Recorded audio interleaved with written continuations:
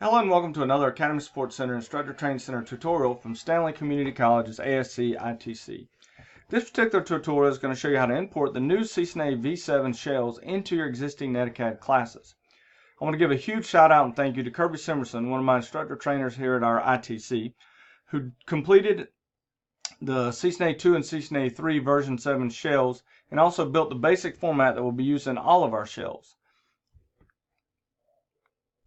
Before you can actually import the shells, a couple things will need to take place first. Number one, you need to go ahead and, using the normal process, create the class you wish to use inside of NetAcad. In this case, I'm using a CCNAv version 7 Enterprise Networking Security and Automation class, or the CCNAv3 class that we use inside of NetAcad.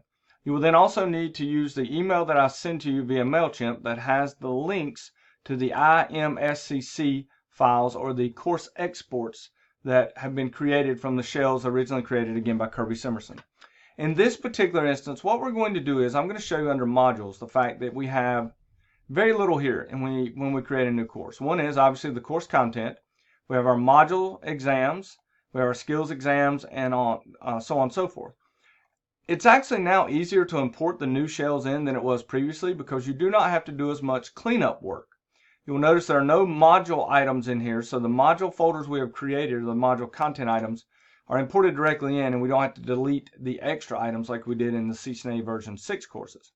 You will notice under assignments that there are no, I always delete this top one here, this assignments one that is blank that comes in, but you'll notice there are no assignments here, so there are no packet tracer uploads, there are no lab uploads. That is what will be brought in by using the shells. So we'll go down to settings. Under settings, we're going to do import course content. We'll click import course content, and then it's going to ask you what type of content you want to import. Now, you could always import or copy one of your existing courses, but what I always do is I go in and I say select, and I go copy a Canvas course export package. So you click there. You choose the file itself. So you're going to go in and file, in this case it's going to be the CCNAv3. We're going to do specific content. Do not select all content or you'll end up with multiple items inside of your class. I also do adjust events and dates and remove the dates. I've recently been told that you can actually, if you've got all your dates set and then change the beginning and end date, Canvas will actually attempt to put the assignments as close as possible, number of weeks wise apart. I haven't tried that, so for all my examples I show remove dates, but you may want to play with that to see if that is an option for you. I then go import. Now again, choose your file, in this case CCNAv3, ENSA, select specific content, adjust the due dates, and remove the dates. Now I'm going to click import. At this point it will begin the import process, but it's going to stop because it's going to ask you what you want to import. So I did copy it earlier when I was doing some other work. We're going to go in here and go select content. So we'll go here.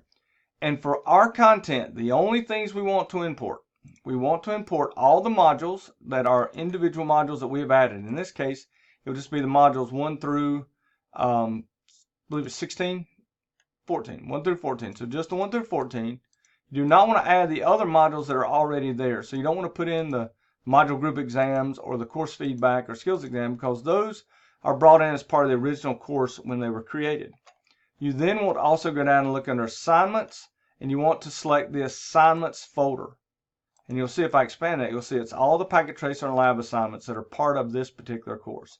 And that is it. So the module items and the assignments. Click select content, and then it will start the process. And I'm going to pause the video while it is actually doing this.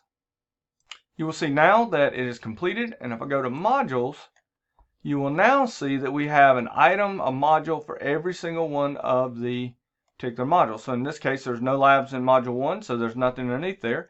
But in the other ones, you have the packet tracers and you have the NetLabs labs, or just the labs. We put NetLab Plus labs. You may want to change this to labs, that's your choice. But we did put Network Plus labs for ours. Now, there is one caveat I want to give you, and here is what's going to happen if your student just, for instance, goes to your modules. So we go to modules, and we're in here, we're looking at chapter 2. I'm going to click on, I'm going to do this activity. So I'm going to go to the packet tracer, and it says retrieve the packet tracer activity from this page, complete it, and upload a screenshot. Well, if the student clicks right here, they're going to get an access denied. We have figured this out. What you need to do is have your students, once they're in the class, just go in, go to modules, start the course. So it's going to open it up in another browser window. So here it is, open. And once that window is open, anytime they go in to try to open one of the activities, so you can click here, and now you'll see, look, the packet tracer activities work. It will take you straight there. So if you're getting the error message of access denied, the student needs to open the curriculum up one time, and then they can access it from then on. Now, if they close their browser out, they will have to open it again. But the good news is they can even close the tab that they had it opened in. So right now, I have no tab. You can't see it in my tabs, but I only have this single tab open. I don't have the curriculum open in another tab, but it will still work because I have been basically verified or logged in for that particular one. So down here is the packet tracer activity, and you can download the activity, and you can't see it because I've used a smaller screen here. So again, that is our process for importing in our shells into our classes in CCNAv version 7. I hope this has been helpful, and if you have any questions, please don't hesitate to contact me. Take care and have a good day.